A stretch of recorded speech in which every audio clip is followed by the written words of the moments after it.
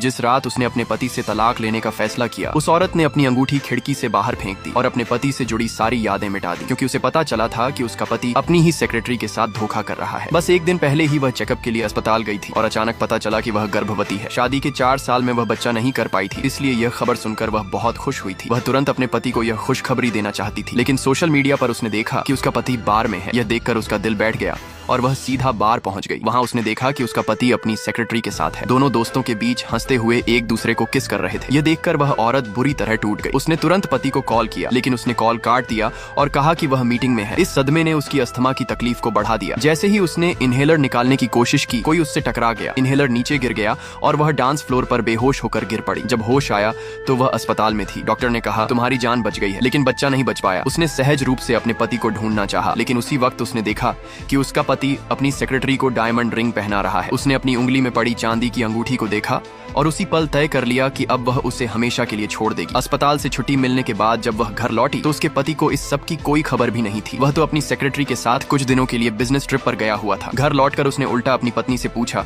कि वह फोन क्यों नहीं उठा रही थी, लेकिन अब तक वह औरत पूरी तरह उससे निराश हो चुकी थी। उसने उसके गले पर किस का निशान भी देखा और बात करना बिल्कुल बंद कर दिया। पति को उसकी ठंडक का जरा भी एहसास नहीं हुआ। उसने तो उल्टा उसे अपने साथ बर्थडे डिनर पर चलने को कहा। अपने जन्मदिन पर दोनों एक रेस्टोरेंट पहुंचे। उसे लगा शायद पति कोई सरप्राइज देगा, लेकिन जब वेटर एक खूबसूरत केक लेकर आया तो वह सोचने लगी कि शायद अब सब ठीक हो जाएगा। मगर सच्चाई यह थी कि वह केक बगल की टेबल के लिए था। उसका पति बाहर से सिर्फ एक छोटा सा केक लाया था और जैसे ही उसे सेक्रेटरी का कॉल आया, वह उसे वहीं छोड़कर चला गया। यह सब देखकर उसने पक्का निश्चय कर लिया, अब वह तलाक लेगी। अगर आपको लगा कि उसकी जान बच गई लेकिन बच्चा नहीं बच पाया, यह लाइन सबसे दर्दनाक थी, तो इसे कमेंट में जरूर लिखो। और जानना चाहते हो आगे क्या हुआ तो चैनल को सब्सक्राइब कर लो। पार्ट 2 वहीं मिलेगा।